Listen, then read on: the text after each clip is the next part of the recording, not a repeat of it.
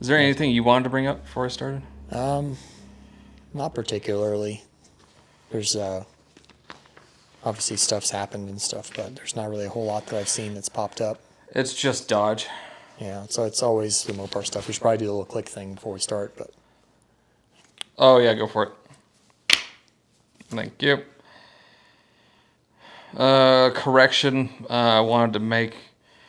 When I was talking about Bruce Wilson's Scania, the cab over, when I said it had no DEF, no EGR, no DPF, no VGT turbo, I found out because he did an in-depth video of exactly what it has, and it does have DEF. It has diesel exhaust fluid, but it does not have an EGR. It does not have a particulate filter, and it does not have a variable turbo. so it's like they went back to 2003. That's cool. Pretty much. I guess the technology has just superseded all that. It's all the computerized stuff. The Ford account for X was hacked. Did you see that? No, I didn't see that. The Ford account was hacked by somebody and said, "Free Palestine, Gaza this, Gaza that." Oh, And then wow. they were scrambling to fix that. They called that out. Ford's whole account on their On X, yeah. On X, wow, that's crazy. And Ford issued a recall, according to Auto Week. F-Series Super Duty trucks. This was a couple weeks ago, but we didn't get to it, and that's his fault. Yeah, my bad. The F-Series Super Duty trucks built from May 14th, 2019 to August 23rd, 2021 that use a 6.7, the pinnacle of reliability, are being recalled by Ford. According to the NHTSA recall report, these trucks can develop biodiesel deposits in high-pressure fuel pumps and can cause increased wear and possibly fail. If you bought a 2020 to 22 F-Series Super Duty with a 6.7 liter, you'll probably have fuel pump problems, and they're recalling nearly 300,000 examples of it. What years was that from? 20 to 22 if it was manufactured between May 19 and August 21. So it wasn't the early 6.7s. It was kind of the middle ones. Yeah. So it was like 295,449 are affected. Recall notes report only 4% of the possibly affected vehicles are estimated to feature this defect. So you said it was biodiesel that they were having issues Biodiesel with? deposits. Gotcha. Which is, I can't believe they're even having that issue. Like you've had a 12 valve, I've had a 12 valve.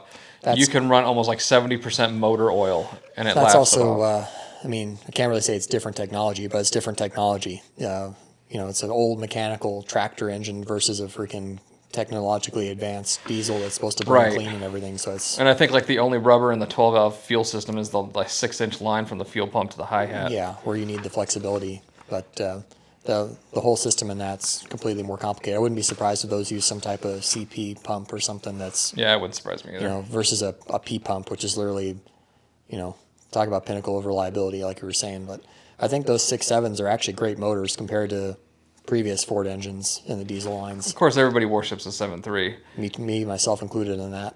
But It's not on here, but actually I was listening to Alejandro Flores again. He read a different article. It might have been on the drive, but they mentioned, I think he was talking some shit because they mentioned that oh no, here it is. If your truck is affected, and I want to see your reaction to this, Ford says it will update the powertrain control module software free of charge. So all I have to do is make an update and it won't do it anymore? Yeah. Huh. I wouldn't say mechanical, but a fuel pump affected by biodiesel deposits will be fixed with a software change. Interesting. So I wonder if it's just like an overfueling problem or if it's like some type of Sensor that's sensitive to these deposits running through and it's pissing it all off? I have no idea. That's interesting. Yeah, I don't know about any of that. Yeah, I don't either. I know that I watched a video the other day that was pretty interesting about the newer 6.7s and the brand new trucks. They actually have steel pistons. Really? Yeah, pretty interesting. I was actually quite surprised to hear. Sorry. Pretty good. Quite surprised. I was listening to the history of the Hemi or something like that when I was driving because there's nothing else to do. And it was the second rendition of the Hemi, the one with the eagle heads. Mm-hmm. They use powdered metal control rods, or not connecting rods. That sounds a little bad. Yeah, like the oil pumps in all the Coyotes are powdered metal. Mm-hmm. And there's that whole fad of people online that are building doing twin turbos or doing bigger blowers, and they're telling people, you should upgrade your oil pump, and they'll get the oil pump out of the factory oil pump out, and they throw it on the ground and shatter. Yeah, to me, I don't know much about the new Hemis, except that I know there are kind of two versions, the early ones and the later ones, and they both have their own issues. Like earlier ones apparently drop valve seats, and later ones have lifter problems. I heard that too. If they're overheated, the valve seats will drop. Yeah. I think the earlier 3.6s, if I'm not mistaken, had that problem too, the Pentastar V6s. How is that still a problem? We've been making engines for 100 years. I mean, again, it's a hardened seat and aluminum head, so they expand and contract differently. What kind of glue do they use on that shit? Isn't it like a ceramic glue? I don't even know if they are using glue. They probably just press them in. I have no idea. But it's basically when the engine's at that operating temperature, you turn it off and it spikes because there's no moving coolant, and you start it again, and the valves open and do stuff, and the valve seat just falls out. And it could happen at any time. It's kind of crazy. But with those North Star vibes. Yeah, well, at least you don't have to take the intake off, change the starter. But yeah, we don't need to talk about fired, that. But it's good when it's in a sand rail or something. But when you can actually get to everything. But if it's in an old man car and it's front wheel drive, it's probably not as easy to do. No. But those Hemis, I guess they make like almost 400 horsepower stock. So I guess the powdered rod is sufficient for that. But you start throwing real horsepower at it, you're probably gonna have some issues. I don't know if I just don't remember if it was the 5.7 they were talking about on that when I was listening to it because I was working. I think the Eagle heads. I think it might have been the 392. I think it was the 392. 392s. I don't know if those have different heads or not. I know the intake manifolds are probably different, but definitely not sure about the heads.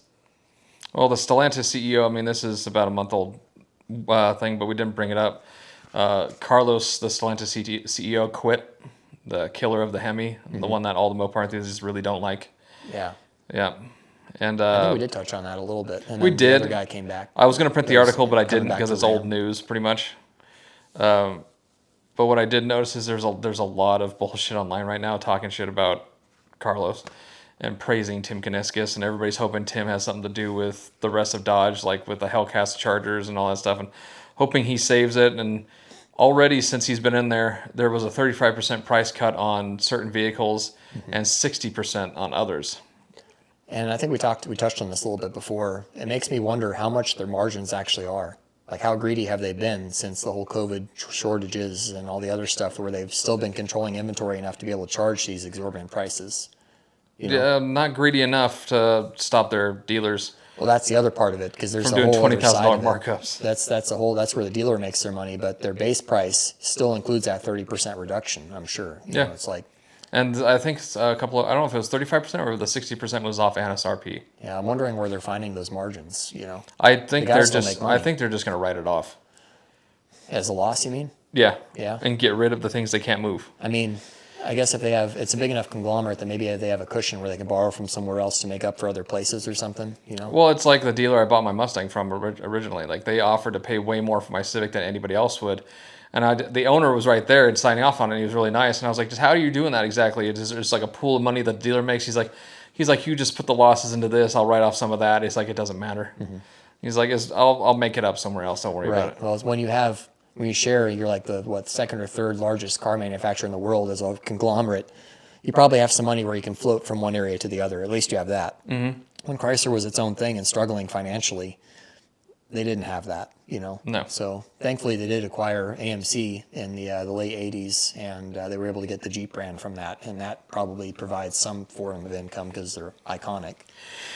I think it's the Compasses and the Hornets. I should have printed that article out. The Compasses and the Hornets were the ones I think getting a 60% markdown because they're just not moving. I didn't even know they still built Jeep Compasses. I'm not sure. It could have been. The little cheap Econobox thing, probably the Renegade or whatever the hell it is. It could have been. Those actually sell pretty well, surprisingly. But not well enough. Just a rebrand. I think they're just trying to wipe everything out to make room. Rebranded Fiat. Because nothing's moving. Speaking of Fiat, I just heard it yesterday. There's a Fiat 500e. Mm-hmm. It's electric, and allegedly that you can, with tax incentives, EV incentives, and credits, people are getting those cars for almost free. I think it was like $100-something. And then but you're still going to be paying like $13,000 in taxes. I think I've seen a couple of people on YouTube that I watch occasionally deal with those, and I don't really know much about them. I don't pay much attention to the whole electric thing, but You know, I don't know if they actually have like a battery cooling system or if it's another Leaf situation. You know, I'm not sure how good those actually By now, are. I think they would have enough data that they should. I would hope, you know, but if they're basically free, then it doesn't sound like a bad deal, you know. No. I would take a free golf cart too, though. Right. It's the same shit. You know, I mean, at least it's enclosed and it probably has air conditioning and stuff, you know. So It's a car. but it's a Fiat, so eventually it's probably going to let you down. Yeah. You know, have Tony fix it again. It's you have to open the door in Italian. Yeah. Just ding ding. Yeah. Can you do me a huge favor? Can you double check that and make sure it's still recording on the back? This is the first time I've used it, so I want to make sure it's still working. Okay. You can put a mirror or something right there. Yeah, I'm not going to go through all that. I just don't care that much. I don't know if it gets hot or if it decides to stop. I'm not going to know. VW. They set a deal. This was December 23rd. I saw this. The Volkswagen Group reached a deal with labor unions avoiding closure of historical German plants while to cut some 35,000 jobs by 2030. So they're not going to shut down, but a lot of people are going to lose their jobs. Clearly, VW is not doing well. Maybe they should just lie about it. VW has faced a cloud of new competitors in Europe from China and the U.S. in recent years, especially in the EV sphere. While losing market share in some key overseas markets, they will relocate production on some vehicles over the next several years as it preps to increasingly electrified fleet, with the agreement also reducing the capacity of German units by 734,000 vehicles. So it's just too expensive probably to build it where they're building it, and they have to diversify. And the EU, no way. You know, I mean, in Germany and stuff, I can't imagine Right. building an actual German car would be cheap. You know, especially if they're, 100,000 Deutschmarks. well, think about this too. Building those electric cars, they don't get everything from Germany. No. You know, they have to have that stuff all shipped there to have it assembled or wherever they're assembling them. So they have to find a way to get money from somewhere else, which unfortunately sounds like labor is where they're going to cut it from. Yeah, it says after weeks of negotiation between Volkswagen Group and the main labor unions in Germany, the automaker said it struck a deal to avoid outright closures of a number of plants in Germany, but will nevertheless result in the reduction of some 35,000 jobs by 2030. That's crazy. I don't know, man. For me personally, if I was going to buy a new car, you know, 10, 15 years ago, I would have looked at a new Jetta because they were reasonably priced and probably good little cars. But back then, you could also get a diesel one that gets 40 miles to the gallon or something. So That blows nowadays, clean. there's like nothing. Yeah, it blows clean when it's on the dyno at least. Yeah. But nowadays, there's not really a whole lot of stuff they make that I'd be interested in. I saw one of their full-size cars that's not the CC anymore. It's like, you know, whatever they call their newest big car. And they're actually I pretty forgot attractive. about that. Remember the Phaeton? Yeah, it's basically like that, but the new version, and it's not a W12, unfortunately. Yeah, sadly. Yeah, they don't have the balls for that anymore. It would never pass emissions anyways while it's on a dyno. For sure. For sure it wouldn't. The thing we also have to bring up, unfortunately, is the Louisiana and the Las Vegas attacks. There's more that's come out since then, but I thought it was really weird that both attackers used EVs. I thought it was really weird. I don't know why, or just because it was available and they wanted to drive something they wanted to drive. I don't know. But the dickhead with the lightning mowed down a bunch of people in Louisiana. And then the other dickhead in Las Vegas had a Tesla Cybertruck with a small charge of explosives, but he just packed the bed of it with, there's a VP race can back there, and there's some other fuel cans, and there's like a bunch of fireworks. Apparently, he offed himself in the cab before it detonated, but it really didn't do any damage. The explosion just kind of went up. It's interesting. It's probably the only time you'd ever see a VP fuel can in the back of a Cybertruck. You know? Right. But I remember Elon Musk actually talking about that, saying, like, thankfully he picked a Cybertruck because it contained the explosion. It didn't blow Right. out the windows. It didn't. The only person that got injured was the person that was in the truck. Yeah. Or not injured, but With killed. a bullet through his face, Yeah. apparently. But So, you know, again, I'm not big into any of that. You know, the F-150 Lightning is, to me, is a freaking, it's useless as a truck. You know, it doesn't do truck things well. Same with the Cybertruck, honestly. And, but, you know, I do like Elon Musk, honestly, from his ideal, you know, the way that he's done his thing. He's able to balance all the business and do his thing the right way. You know, I think the Cybertruck for him is just like see, I told you I could do it. yeah. You know? Did you see Whistling Diesel's video when they're messing with it? I did see And that. it broke the ass off it. Yeah, completely sheared off where that aluminum. Did you see the new one? That is. No, I haven't seen it. I'll let you I watched the watch. first one, I think, when he posted that. But Yeah, the second one's just as funny. yeah, He keeps taking it back to get it fixed, and they actually made him sign a waiver saying that they're not responsible for absolutely anything anymore. it's kind of crazy to me that those things are even legal to drive, because if you've ever looked at one up close and seen how sharp the corners are, and you know the like the stainless or whatever they're using. I'd be surprised if it was legal in England or the EU. Like, think about how, like Ralph Nader, when he said, when he had that book, Unsafe at Any Speed, talking about cars being unsafe, mostly focusing on the freaking Corvair being unsafe because of the ways the wheels tuck in when you turn around corners and they flip and cause. The later ones don't have that problem. The early ones did. Don't forget about the Pinto with the giant bomb behind the seat. Yeah, they run into them and they blow up. The Crown Vics too. Surprising. He talks about like thin cars being dangerous when you crash and fly through the windshield and freaking puncture yourself on a tail fin. That stuff was that long ago, and now you can have a Cybertruck with imagine shutting your fingers on the door of a Cybertruck. You just shear them right off. Oh, people were doing that on video with the frunk. They're like, oh, there's a safety feature, and like numerous videos of people putting their hands in there and it touch, and then it would do the final descent, and they're like ah! They start screaming. Like my Lincoln Mark 7 almost got 3 different people, including my girlfriend at the time. You're supposed to just click the rear trunk, and it clicks, and it go, and that was an '89 Mark 7. It closed the rest of the way. So they would close my trunk, and they'd look at it because they would hear it kind of like rattle because it didn't stop. It just latched, and they'd reach under it, and it would start to go down like they'd freak out. But these idiots are shoving their fingers in this, and they're like, oh yeah, see, it's like it's resting. Then you hear it stop, and it goes, and then it starts screaming. Yeah, it's terrible. I'm thinking more of the car door because of the gaps. Oh yeah. Between the other doors together. Speaking of those doors, shear them right off. We never got the Lincoln Mark 8 with the doors that go underneath it. Mm-hmm. I used to have one. The ones that had the doors that go underneath the thing? Well, Mark 8s, they made technically as a facelift in an earlier one, and they were both the same body style. So, but yeah, I thought that was a prototype that never made it, unless they only had like a handful. Well, maybe the one I had round doors like that. I'm pretty sure. The doors fold underneath the car. Oh, they don't. No, this one doesn't. It has regular doors. No, it was a concept with the Mark 8 that the door panels were just flat, but the doors would actually fold into the pan of the car. Gotcha. It was really weird. That's enough about the Louisiana and Las Vegas. That's already been beat to death. Yeah, that was really tragic, all that shit that happened. People are freaking going nuts, man. I don't understand what's wrong with these people. Oh, everybody's distracted by California now. Well. Oh, and speaking of that, you were saying about the window, about hitting the window. I was watching some of the stuff on California because I know some of the people that are there in that area, and there was a woman this guy was on scene just filming. I forgot. I think the YouTube channel is actually called On Scene, and he's just filming minding his own business, and then it cuts to him filming an SUV. I think that ran into a cop car on the side of the road, and she was freaking out. And I only saw one passenger, and there's a cop holding her little dog.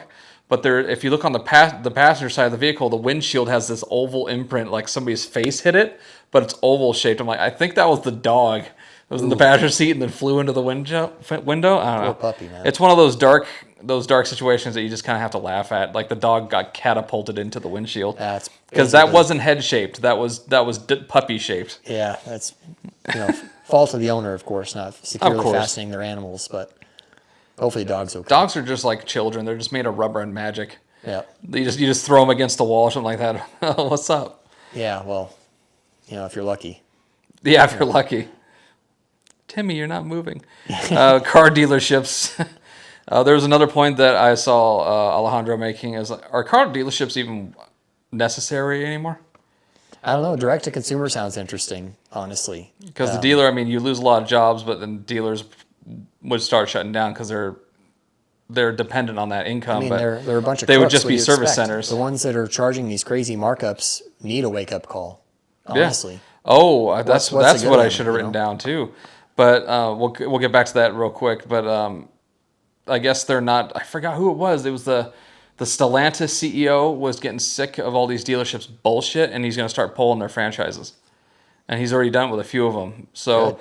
If they're doing insane markups and they're screwing with customers, he's gonna pull their ability to sell vehicles anymore. You know what's funny about that? The way I look at it, it's like, come on, man, we're selling this new Charger. Only I think Uncle Tony recently said in his video, only like 50 people or 75 people have actually bought this freaking thing. That the EV Charger, yeah. I was listening only to that. only like a few people actually wanted this thing. We can't charge markups. You do that, suicide.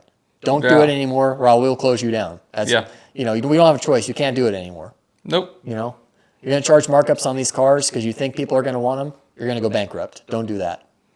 You know. Yeah, it's so damn true. And actually, I completely forgot. I set up. Hopefully, this doesn't affect her out there. You hear her start screaming here in a second, you'll know. Oh, she is playing. Shit. For long. Yeah. Fuck you. I don't think it's the TV streaming. I think it was the whatever. Anyways, it was on Watch Later.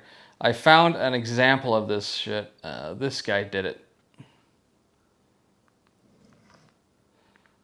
Navy Fed, that's the out the door, and with ours, that's the out the door. What about the Tropical Advantage plan, the extra fee, 2.4? Yeah, that's something it says on every page of our website that we add to every new and used car that we sell. I think you need that though. But it's something they put on every car. Used vehicle inspection, 1.1. That's when the car comes in and they have to go through the 237-point inspection. Used I can't imagine vehicle it's 2 seats. 2.7. Right, that's the cost that they spent to repair it. And it's not even including taxes. Come on now. Yeah, because it went from 58 to 72 out the door. That's kind of crazy, bro. I'm not gonna lie to you, sir. Alright, y'all. The extra fees that they got added on top, man. This is crazy. Look at these fees. Come on now. They trying to get my boy Rico, man. Not again, boy. This is with financing with them. You get what I'm saying? Now this is financing with your own credit Dodge union. or the Because Chevy look, dealer. I told y'all these dealerships get a fee off the back end from going with their financing. They're getting 3K outside financing added onto this because he wants to go with his own financing. That shit crazy, bro. They trying to get you. They trying to get you just like with the scat, bro. 18% interest. That shit was crazy. 58K. I happened to say that with a straight face. Own Yeah. financing, it goes up to 72. Come on now, that's Record crazy. me, bro. The 58 to Added is crazy. 72,000. They trying to add like 10K plus in fees, man. It doesn't make sense. It doesn't make sense. That's where I gotta pay attention to. Pay attention to the fees, and then the doc fee is $979, almost $1,000. Almost $1,000 for a dock We're fee. currently going down This a one couple too. levels here, and just to give you the scale of how many cars there are here, I counted how many Dodge Challengers and Chargers of every variant there were in these 2 or 3 levels. I think I counted over 100 or 112. So that being said, this is crazy. Look at this. Let's see what kind of markup we got. A $15,000 markup. You cannot make this stuff up. But look how dirty these cars are. These obviously have been sat here for quite some time. dealership might not be and it's standing so anymore. unfortunate. And Probably so not. This V6 Hopefully it is. Charger right over here, asking 42 grand. And of course, they're adding all the nonsense options right over there. So instead of 42, it's now 46. You're looking at a minimum of 4 to 5 grand over MSRP. At least that's what the dealer is asking. Now you can obviously negotiate with the dealer and tell them, listen, there's excess inventory, times are a little rough, and why don't you lower the price a little bit? You got the RT trim Dodge Charger asking around 4 grand over sticker. There's still a few levels down there, and there's more over here. These are just the Chargers. We got the Challengers, the 2-doors over here. Fans of the channel know that I'm a huge aficionado of abandoned and dusty cars in garages. I don't know what it is. Look at all that inventory just sitting there. I love finding these That's things. insane. And if that's owned by a dealer right now, they're paying a note on every single one of those. A friend once said, You know, and that's if not these that cars dealer. That's could every just dealer, talk, basically. what is the You know, story? every time I What is pass going the on? one over here You off got of the Bell Road, $61,000 MSRP, and you got $10,000 of additional markup plus the 4 grand in options. Looking at $75,775.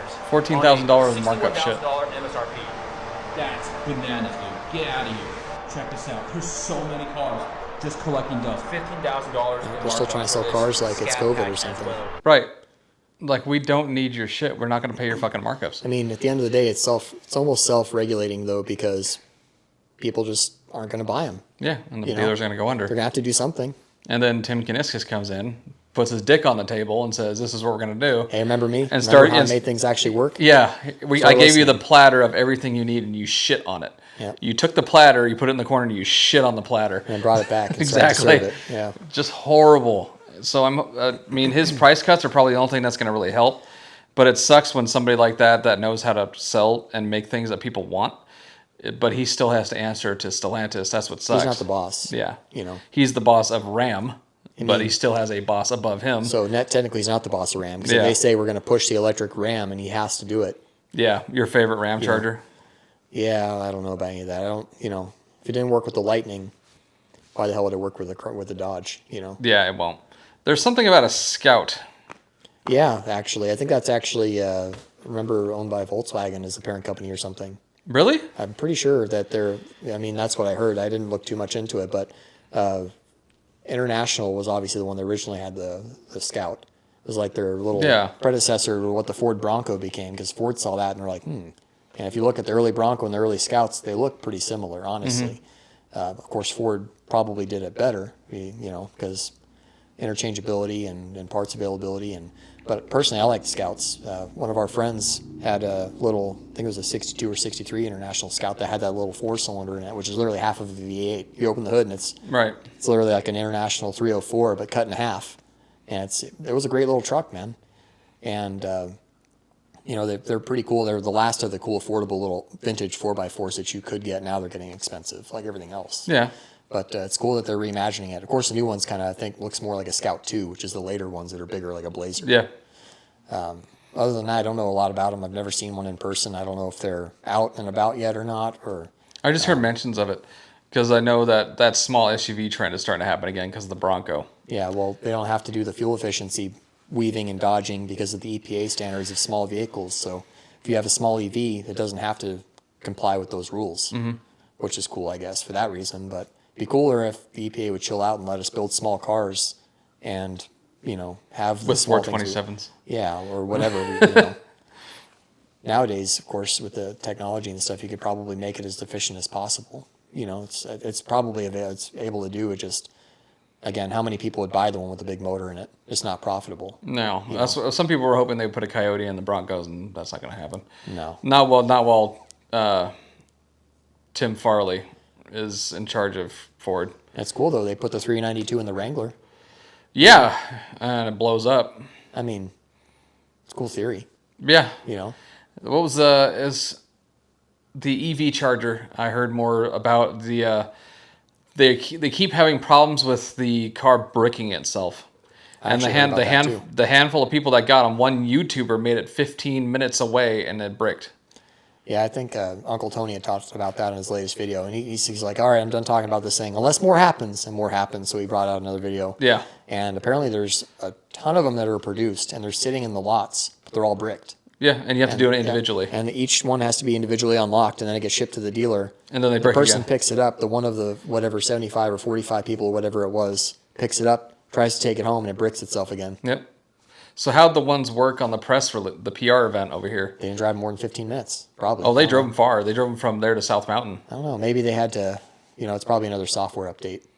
Who knows? Or they have them over the air enabled or something like that as they're driving and like, nope, delete that code. Yeah. They're probably sitting there still working out the bugs. It was kind of rushed. Uncle Tony had said that it takes 4 years to really ramp up. So they were working on this way before during COVID. And I would still make a consideration to get one of those if it was like 1,000 horsepower, though. To me, it still feels really rushed.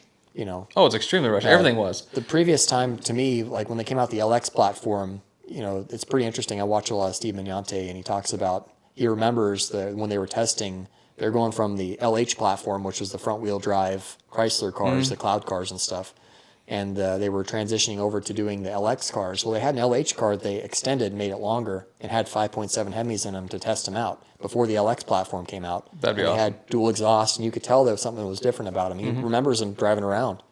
And it literally looked like a longer wheelbase. That's LH. why everybody's theorizing there has to be a Hemi-powered EV charger somewhere. Well, that's the thing, too, is that I haven't seen or heard or anything about them actually testing the platform before rushing it into place. And to me, they've done other things in the past that would say to me that they're probably counting their eggs before they hatch and just kind of like trying to, get it out and release, release the Kraken before they realize what it can really do. It's still 600 something horsepower and it's 1,000 pounds heavier than a Hellcat, so I don't know what the hell's the point. I mean, well, it doesn't matter if it's still driving 15 minutes and it bricks itself. Yeah, pretty much. Well, it's a bricking. Yeah. Literally. So it's pretty stupid. I mean, it's just the whole thing is basically a mockery, honestly. It's a shame that they didn't take their time and actually see if that's what people wanted instead of just saying, we know what you want. This is what you want. We're going to give it to you. And it's like, that's, I'm sure the entire auto industry is pissed as fuck because the Biden administration did the EV.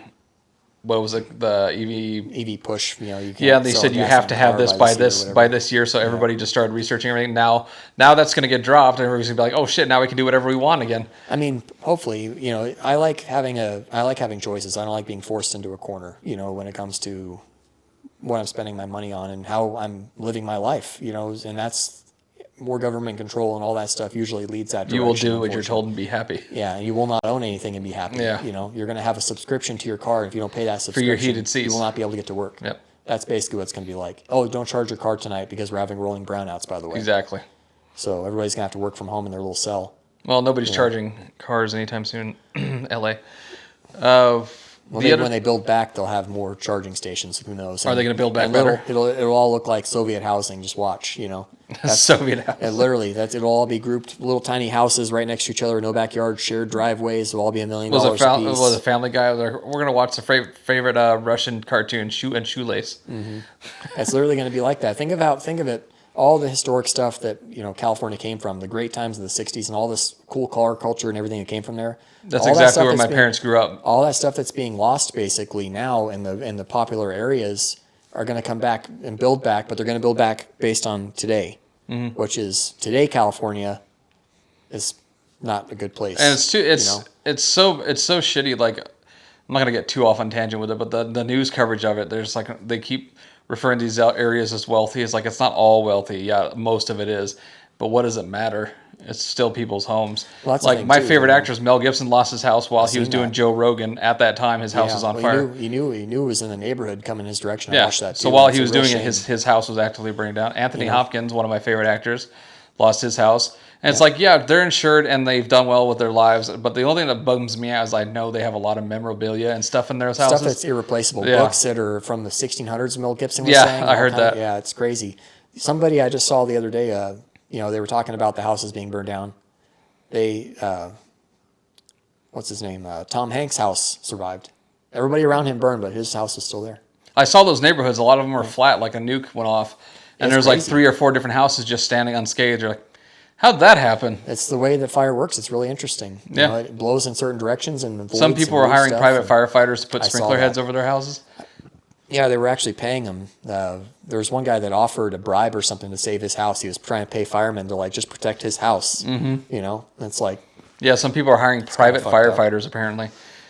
But it's horrible what's happening over there, man. I can, we live in a hot, dry place too, and if things like that happen, because it was windy as hell here too. We're luckily spaced out with tons of desert. So. Yeah, we're not stacked on top of each other and all that stuff. But you would think, being right next to the ocean, that they wouldn't have a fire risk. But then again, it's really, it starts from the top when it comes to decision making and where they're spending their money. Well, when I grew up there as a kid, even people were pushing for forestation maintenance and fire breaks to be built, and it never happened. Well, again, they talk about European countries don't have these problems, and they, but they clean their forests. And people keep saying California ran out of water. It's like they didn't run out of water. It's really stupid that the governor has dumped a bunch of the water and from the reservoirs instead of putting it elsewhere. He's done that before. Governors have done that before when I was younger too, and it's really irritating. But it's not running out of water. I wish people would stop saying that.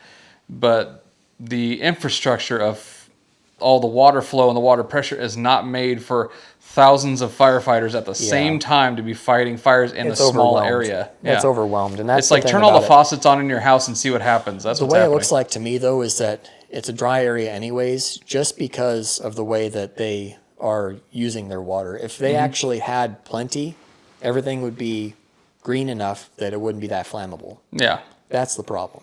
Like a few years ago when they got all the rain and all the hills in California turned green for like a month, and then it went back to brown. That shows you right there, and you light a match and nothing would happen. It's just fuel. And that's the problem is that, and again, we always end up talking a little bit about politics, but, Donald Trump had talked about it years ago that they were taking their water runoff from the northern states and putting it into the ocean to save, the little fish basically or something, and that's the tribals. They're basically, and the other thing too is they're using it as a basis for saying this is all because of climate change. No, and it's like maybe to some degree in some ways, but there's other ways that you should have saying, okay, well, it's going to be a little hotter, it's going to be a little drier potentially. How about we actually use the resources that we normally have and take care of our own stuff so that when things happen, it's not going to be a bad problem for Well, that would take the California government thinking about other people that have done themselves. Well, that's the issue when it comes down to it, is it's just bad leadership that, and that's, unfortunately, it all starts in California and trickles everywhere else. That's where I think all the only start, good time I remember living in California when I was younger was when Schwarzenegger was governor. I mean, and that things were still not great then. No. That, But it was a lot better. The way I look at their whole government, they basically, like Gavin Newsom, not a bad looking guy. They're like, you know what? He's handsome. We're going to put him in charge. Right. They don't give a shit what he actually has to say. He or what blew he's the gonna entire do. state budget on his Schwarzenegger, hair he's gel. a handsome guy. We know him from movies. He sounds like a qualified person. How about Right. you just fucking pick somebody that does a good job? Yeah.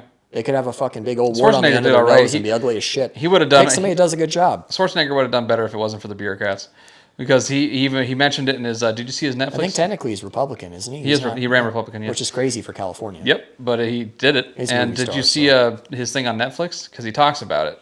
I have actually watched that. Yeah. He was talking about how he was told, you need to be patient. Like, things don't move Hollywood pace around here. It's like they had to remind him, like, we know you want to go, you're a go-getter and want to go get stuff, but you got to be patient. You got to work with people. It's like that. We don't have time. it's really stupid. But speaking of other people, Ford actually, and this actually makes me happy, they had their worst year in sales for Mustangs in history. Wow. Yeah, I think was there a lower number? There might have been a lower number in the mid 70s for that beautiful Mustang 2 that they had, but this year they didn't sell shit. I think they only sold was it 53 or 35,000 units or something like that. I wonder if they include the Mach-E in that sales figure No. too. I was gonna say, because that would only help them by like 50. The Mach-E outsold the gas-powered Mustang. Really? Yep. That's surprising. Nobody wants it. It's too expensive. I think A the base Mach-E model too GT is expensive, still too. 60 grand. Really? Yeah. I was watching, I think TFL on YouTube or something, and they bought a base newer Mustang like that, and I think that, I don't remember what they paid, but I think honestly the point of view from these Mustang people is that I don't necessarily know if they want tablets for a dash and all these modern, things. They're more along, they like sweeping gauges and they like the old Yeah, that's schoolish nice. stuff. I mean, a screen is okay. Just it doesn't need to be a literal screen standing straight up on the dash. And both those screens are halfway blocked by the steering wheel. Like if I had for instance, a last generation, which would have been what, 2022 or 23, S550? Yeah. If I had one of those and the new S650 came out and I was like, man, the newest, greatest thing, and I show up to the dealership, I would have been disappointed. Yeah. It's a facelift. It's a lot more money. With dual throttle bodies. It's got, it makes more power. That's It's cool. not tunable. Well, still. that's another problem, but that eventually will be broken. But I think the other thing too is that these guys are probably smart enough to know not to buy the first model year of whatever it is. Yeah, no, clearly and nobody the is. financial pinch on everybody. I don't see many of them on the road. I've seen a couple. I remember when they first came out, the Dark Horse and all that stuff, and they were way overpriced. And I've seen a couple driving around, and for me, like even when the S550 came out, the body style had to grow on me. Like I originally didn't really like it, but I also liked the 3-valve, the freaking retro. Yeah. I also liked the way those looked. I was a kid when they came out, but eventually, I was like, I think that's still the best looking, newer Mustang after the new Edge when it came out. I thought it was pretty attractive, and everybody else was like, oh shit, we got to catch up. Camaros came out, and the Challengers came out, the retro body style and all that stuff. But And there's no more Camaros. But I think even like 2011 when they went to that slightly facelift model, and then 2012 the 5.0 came out, so everybody in 2011 got fucked with the 4.6. And then when they had the 13, 14, I think those are pretty attractive with the halo taillights. Yeah, I and like the those. little rounder front. But when the S550 came out from after that body style, I didn't really like them. I didn't either. When you sit in them, it The feels new like ones hood is look 20 feet okay, long. but it looks bigger and it's heavier and it's. Well, you used to have an S550, right? Yeah, I had a 20. Mm-hmm. I liked it. Yeah. It was fine. Just it's weird getting used to that long the thing hood. only had 19,000 miles, and I can hear one of the cam phasers clicking because they had oiling issue in that third gen Coyote, and it had the barbecue tick from the lift pump. I heard that. I didn't care about that. I heard the cam phaser. That bugged me a little bit. Transmission was dog shit. Those 10 speeds don't know what to do. Really? You have to do a trans relearn on them, and usually they'll go back to their bad habits. But I was actually sitting in a parking spot idling, think for like 5 or 10 minutes when I got my truck service one day, and I put it in drive, and it feels like somebody rear-ended me. It just went bam. And then, you come to a stop, you can feel it searching. It can't make up its mind. My transmission was fucking autistic.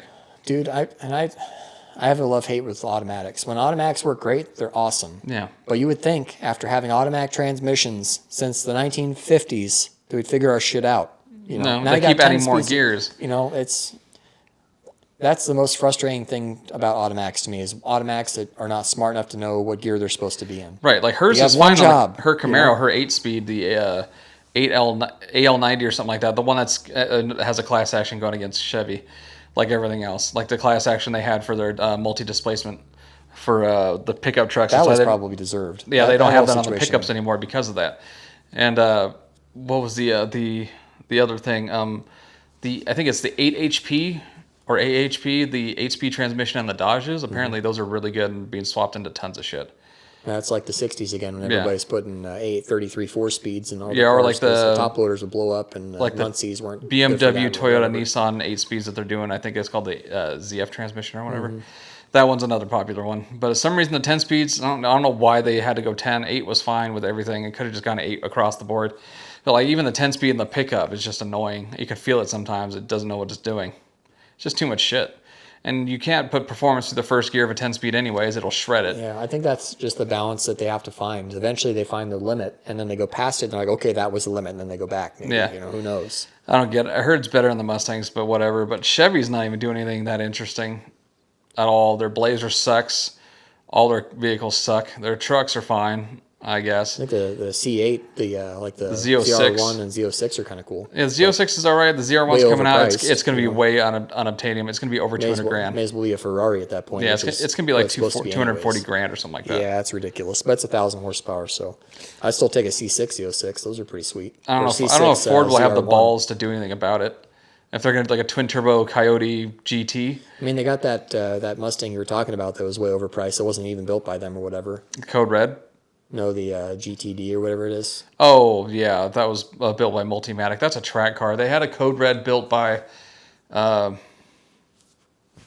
Palm Beach Dyno. I keep forgetting the name of this company, but they do Mustang builds, and they did one called Code Red. It was like 1,000 horsepower twin turbo Mustang, but you can't. What are you gonna do with it? It has no cats on it.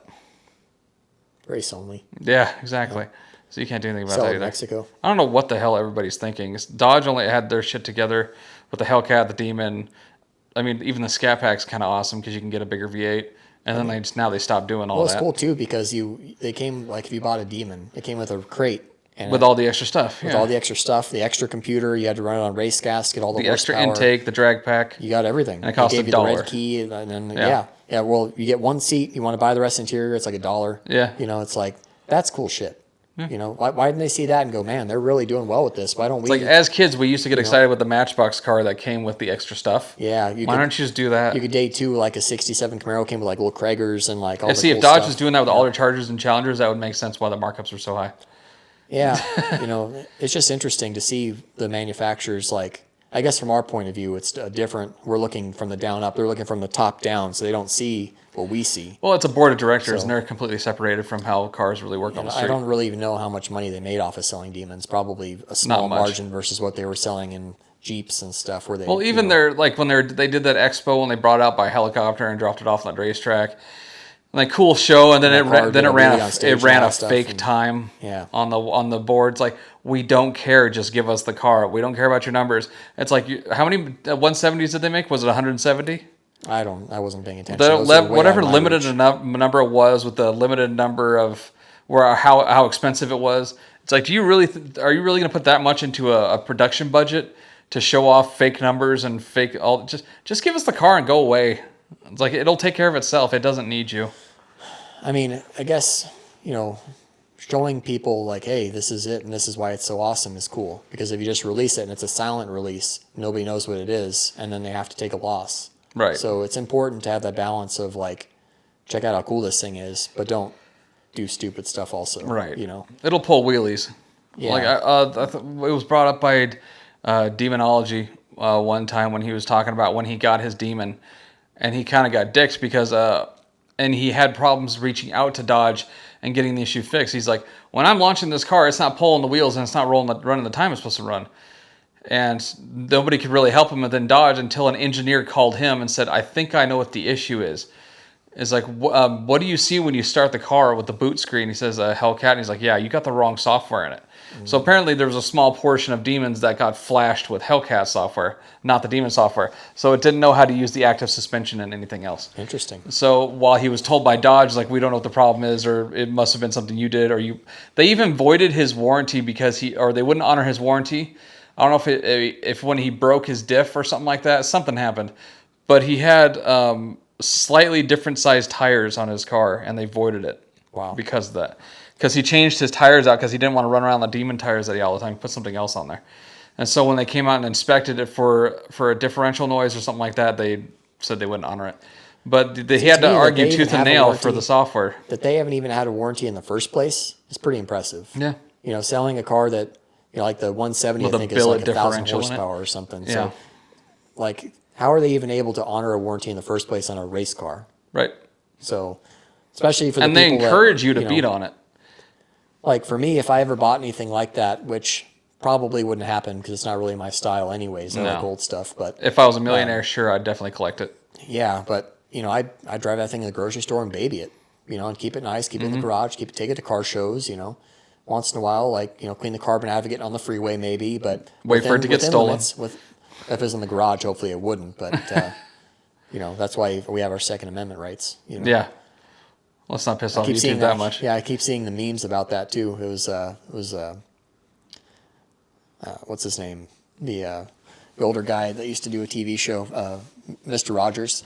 Oh, yes. He like, you know, like you sitting there with a hole in your body, a new hole in your body after trying to steal my car, and he's like, "You're learning something. I'm proud of you." I'm proud of you. That's literally like, hey, you know, I work hard to have my own stuff, and it's not that I value my stuff over your life, but like, how about you go work for your own stuff? You know, and Yep. not go around and be a dirtbag and. I still literally remember the video of all those debt to guys society. walking into a Dodge dealer, and they went right to the box and started passing out keys. They knew which cars they were going to take, drove them all out of the showroom and out of the front. They only need keys. You know, they just Yeah. go up there with their little. It was definitely an inside computer. job because they went right to the lockbox and yanked all the keys for the cars that they I wanted. remember when the Hellcats first came out. They came out to a dealer one time, and all the cars were on blocks, and the wheels were gone. Yeah, I remember that too. I remember it was maybe a couple of years ago, or it could have been longer now. Perception of time, so screwed now.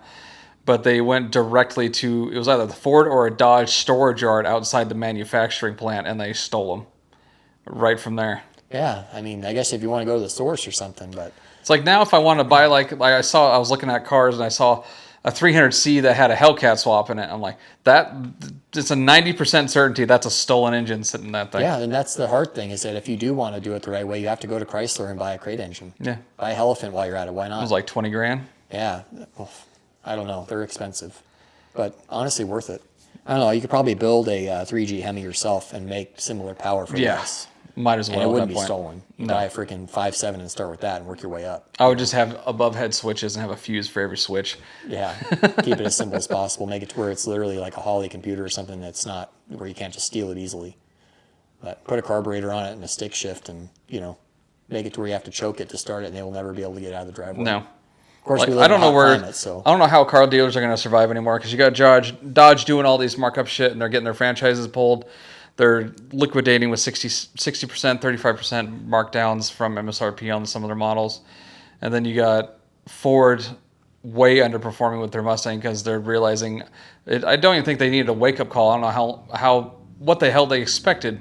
Selling a base model GT for 60 grand.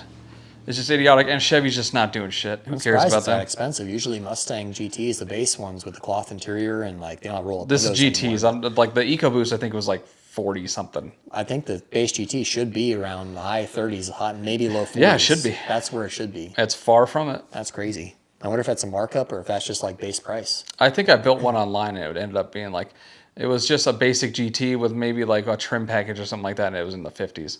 Wow.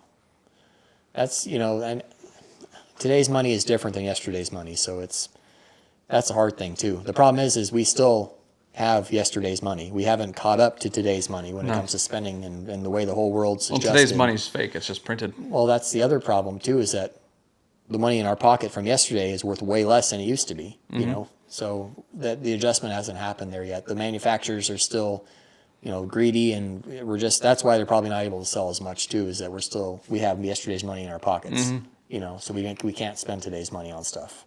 The Correct. people that already have loans on cars, they It's don't gonna be wanna go wild out and to see start what over next year looks and get like. a higher rate. That's the other part of it.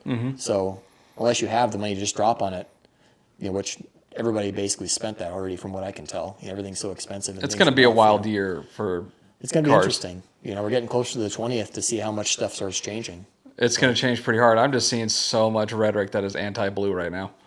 Everywhere. Everybody's so fed up. Even in Europe. Well, this is how it always works. There's always that pendulum swing. Things Yeah. go too far one direction, and it starts correcting, and then it all of a sudden starts coming back. And to make it go back, there's a lot of that. It's going to be really interesting to see it.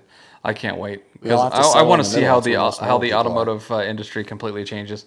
I That's think you pretty just- much all I got. Government's way oversized and doing way too much against the regular person nowadays, and you can't fart in the wrong direction anymore. You just No. it's the way it is. Because you'll offend somebody. I mean, probably if you fart any direction, you probably offend somebody. If you ate the wrong thing. This is America. I'll fart while I please. You're right. Freedom. I'll keep an eye out and see what's going on because the Dodge thing keeps unfolding. That's what we've been talking about the most, but it's the most that's been happening. And they're going through a complete change. Stellantis is fed up, and Carlos got his ass out. Thankfully, I'm wondering who's going to be doing Dodge and everything else, and hopefully they bring the Hemi back. But we'll see what happens next You can week. still get them in heavy duty trucks. I just verified the other day, but the 392 because again the little 6-cylinder isn't going to probably be able No, to it's do not. like $2,500 and $3,500 or $2,500 and Yeah. $3,500 trucks. You can't. It won't do it. No. So. And the Cummins is great. The new Cummins engine is supposed to be pretty good too. And the newest 2025 trucks, they're supposed to, before they had the regular Cummins and the HO, well, the new one that's supposed to replace all of them makes more power than the HO, and it's the standard Cummins engine that they're putting in the newest trucks now. So that's Is it pretty still cool. a 6.7? It is. It's just a newer, updated version. And apparently they're using a new 8-speed gearbox too that's supposed to be way better. It's a ZF, so I guess it's a German transmission or something, if I remember right. It is.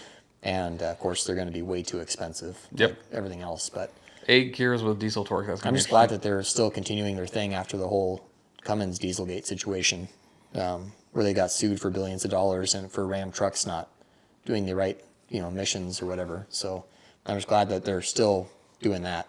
They haven't just said nixay on the Cummins K Yeah. and tried to make their own Dodge diesel because. Not that I know they couldn't do it, but they probably wouldn't do as good of a job as some No, of they the wouldn't Harleys because do. it would just be something European. Look how long it took Ford to get the Power Stroke right after the 7.3. The 7.3 It'd be is like the an old exception. Fiat diesel from one of their World War II trucks or some shit. Yeah, 7.3 is the exception, but they also had a partnership with International or something, so there was something going on there. But after that, when the 6.0 came out, we all know how that worked out. And then the 6.4, all how that worked out. And the 6.7s are apparently better. I don't have They're any okay, personal experience, but They're no 5.9, but they well. they work. I mean, the 5.9 Cummins is kind of a special place in both of our hearts, especially the easy ones to work on, If I needed to move a ship or a tank, I can just use that engine. Yeah, just use that, but it'll go like 15 miles an hour probably. It'd be like Finnegan when he took the engine out of the truck and put it in a boat, and then went out on the lake for a day, and then came back, put the engine back in the truck, and took off. Yeah, was it an LS or something? Yeah. Yep, that was pretty cool. That was at Lake Elsinore. That was right near where I grew up. Wow. Okay, well, we'll see what happens next week then. Right on. Awesome.